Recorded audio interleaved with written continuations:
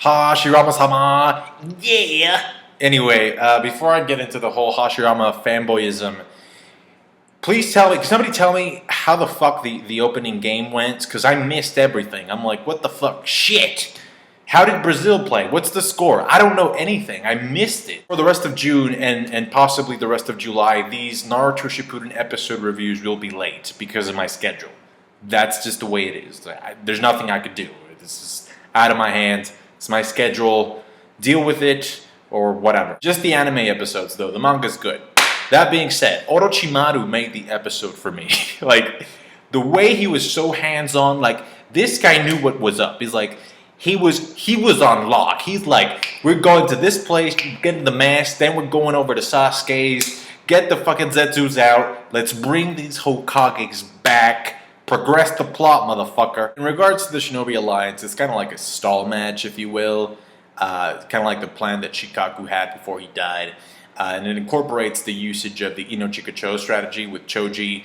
Actually, no, but before I get into that, the way that Shikaku was able to come up with this strategy is by knowing that Kakashi was able to, I guess, triple the amount of chakra that he had to use the Komoi by getting some of the Kyuubi's chakra. So what Naruto does is like, I don't know, it feels like he's giving out communion to everybody. Like, hey, have everything. Oh, yeah. And I can understand giving chakra to people like Ino and Choji and Shikamaru and even Hinata, because she actually does, like, she does a couple of useful things, uses 8 trigram air palm, and then actually Naruto dislocates his shoulder in one of the scenes in this episode, and then she just, sort of just heals that with a palm thrust or a palm slap.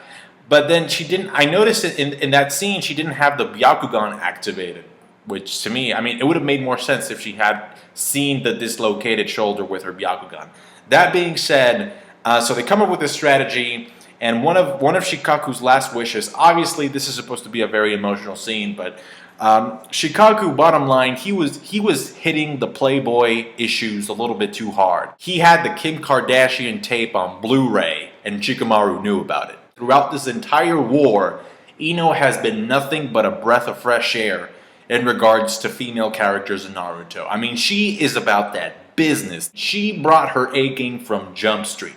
I mean, she stopped a nuke from hitting Naruto and Kakashi and Killer Bee. I believe at one point she actually saved Choji when he was having, his mental breakdown about fighting Asuma. And now, she's possessing Obito again. Great stuff from Ino all around. She's almost on Tenten's level. But see, this is the type of character that Naruto should be giving his Kyuubi chakra to.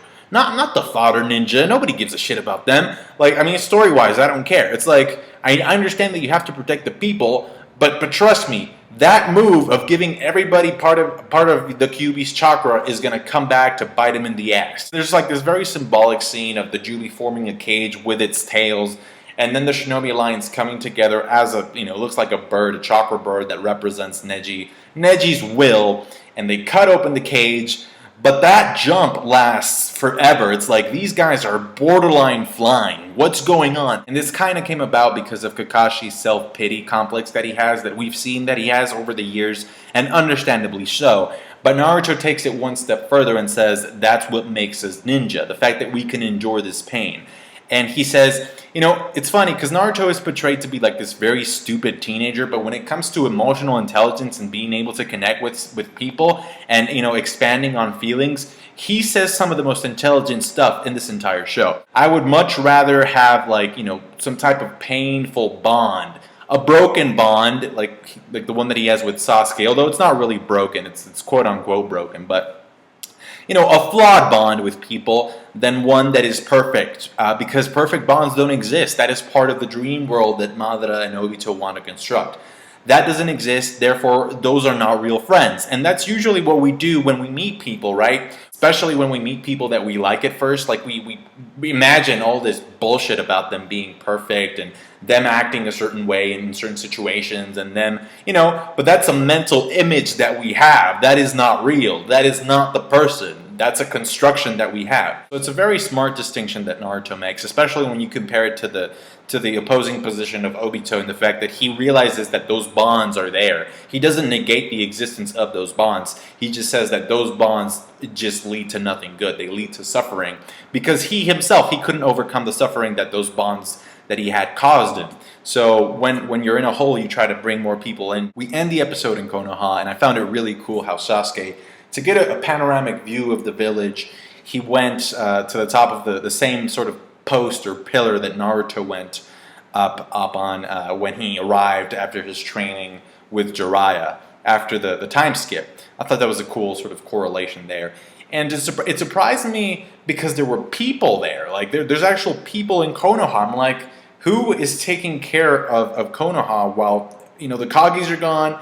Who is the authoritative figure that is, sort of governing or overseeing the transactions and, the dynamics of the village? Is it Chizune? Like, I mean, what's stopping people from going and just, killing each other for ramen? Maybe the ramen guy is the ruler of Konoha when there are no Kages around, along with Iruka. Iruka's kind of like his bitch. Orochimaru goes to the Uchiha temple, puts on the mask, sacrifices a couple of Zetsus, and he actually does this very crazy dance. He starts screaming like, it's like the funniest thing. Yeah, it looked like he was having a seizure there. And then the Hokages are back, all 4 of them. Well, the 4 that really matter, actually. Hashirama's like my favorite character, so I mean, just seeing him come back, which is really weird, because he became my favorite character because of this. Because prior to this, we had no idea what his personality was going to be like and what his ideals were like. And so it's an odd thing that Kishimoto could make such a likable character, in my opinion, in such a short amount of time. We'll get more of his ideologies and quirks in the next episode, so I can't wait for that. I thought it was a really good episode, guys. Comment, tell me your thoughts about it. Like the video if you did, and subscribe to my channel if you already haven't. Bye.